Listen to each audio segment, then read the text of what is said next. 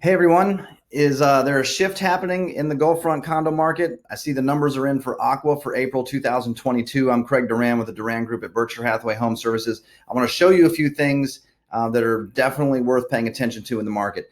Before I get into the numbers, we're getting a lot of feedback from these videos. If you haven't seen these, I do ones for Aqua specifically. I do ones for the entire Gulfront condo market, the housing market, other neighborhoods. If you know anybody that is also interested in seeing this information, please share this with them or let them know they can sign up on our email list or something like that. Maybe hit the subscribe button on our YouTube channel.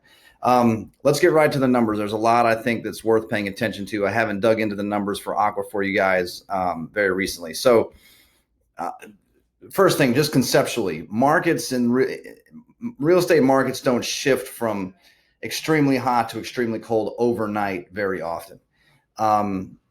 If anything, we're hot and we start to cool off and we cool off, and at some point things go the other way. So if you're talking about pricing, which has been increasing, you would think it would probably flatten before there would be any kind of pullback, if there were going to be a pullback. Other numbers would move a little more slowly. Like if you think about supply and demand for a minute, the number of contracts that we're writing, supply, demand, you might start to see that slow down, right? If the market is shifting. If we start to see the number of listings coming to the market, the number of condos coming up for sale, that would be supply, right? So if we have very low supply, like we've heard about for a long time, if we start to see that trickle up, it may not be monumental shifts, but it's going to be worth paying attention to. So let's look at some numbers to see what's happening. First of all, one thing I think it's really worth paying attention to in this specific chart, just look at, let's see if I can blow this up for you at all. Maybe not. Active in the first column is the number of units that are for sale. The third column, the number of new contracts, is the number of new contracts being written. Just think about this for a minute of supply in the market and the demand in the market. So this is right now, I've got highlighted January. We were, and these numbers that you're looking at are year over year. So we look at every week in the market, what's happening, and compare that to the week in the same week in the year before. So look at what's happening here. Year over year, we were down in the 50 percentiles. And this is January with supply. We had 50% less supply. We were writing more contracts, 36% more, 9% more, 16% more, whatever the number is. Let's look at February. We were down in supply again, about the same amount, 50% fewer condos to buy. Buyers had fewer choices out there in the market. The number of new contracts was off. So we weren't writing quite as many. We were down 17, down 10, down 17, down 24. Look at March. The number of availability was still down, but pay attention to the number for a second. We were down around 50% in January and February. Then we're down 40%. We're down 34, 27, 11% in the month of March. That happened pretty quick, meaning more units were coming up for sale. And if you pay real close attention, look, in February, we were writing fewer contracts, 17%, 10%, 17%, 24. And look at March, 47%, 51%, 49%, 31%. Very subtly, we're having more units come up for sale, even though we're not out of the red year over year, and we're writing fewer contracts. Demand is waning a little bit. Now look at April. It's the first time it shifts. Look at this. We're now in the green. More units for sale. We have 2%, 10%, 23, 25% more units for sale in the month of April. And look at the number of contracts again. We're down 25, 20%, 5, 35, 25. More supply, less demand. More supply, less demand. It's a small thing, but very real numbers there. This is the entire Gulfront market. You know, I like to just key in on this months of inventory number. Remember, 4 to 5 months of inventory represents a neutral market. Look at what it's done the last few months. We were at 0.78 months of inventory back in, December, 0.54 in January, 1.27, 1.19. Last month, we're at 2.27 months of inventory. Theoretically, that's still very much a seller's market. Anything under about 4 or 5 months of inventory is a hotter seller's market. But just notice the trend for a second.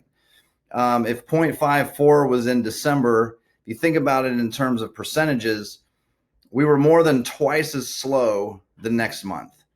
We're now almost 5 times slower in April than we were in December. Still hot, right? But not scorchingly hot like we were. And if anything, we're starting to see a trend here of a direction of where the market may be headed.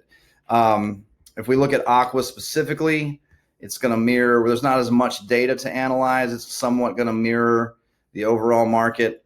2.67, 2.5 months of inventory. So it's about the same. I want to go through prices with you for a second. I went ahead and pulled March and April, since last month I just did an overall condo market. So real quick, if you haven't seen these from a sales in March and April, I can get you the specific dates if you want to. If you're on our e-alert system, you've already seen all this. Unit 405, a 2-bedroom unit, closed for $750,000. Unit 1704 closed for $775,000. 207 closed for $823,500. 603, we worked on that one, closed for $950,000. 1403 closed at $970,000. Main takeaways from this, think about now, we see some possible shifts in the trends of supply and demand. We're seeing a few more units for sale, maybe a few less contracts being written. Combine that with the seasonality of things. This is the time of year heading into beach season that people are generally excited about the beach.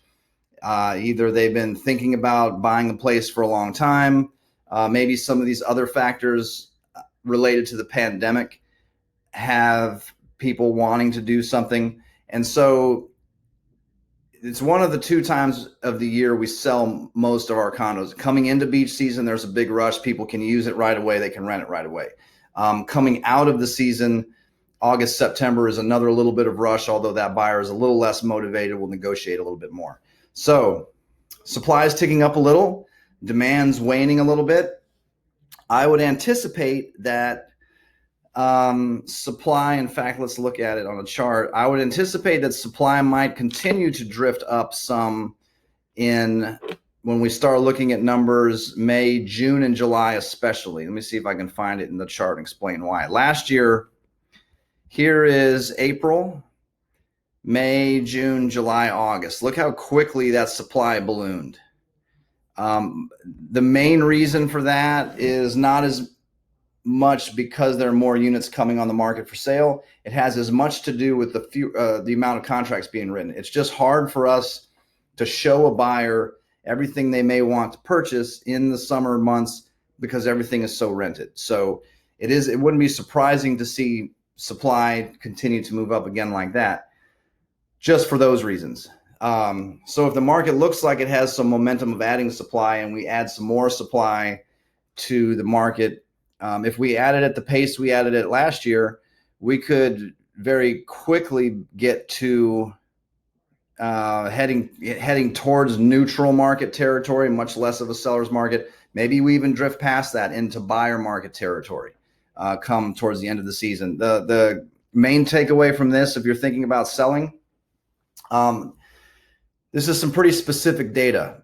There are not a lot of buyers and real estate agents that drill into the numbers like this, quite frankly.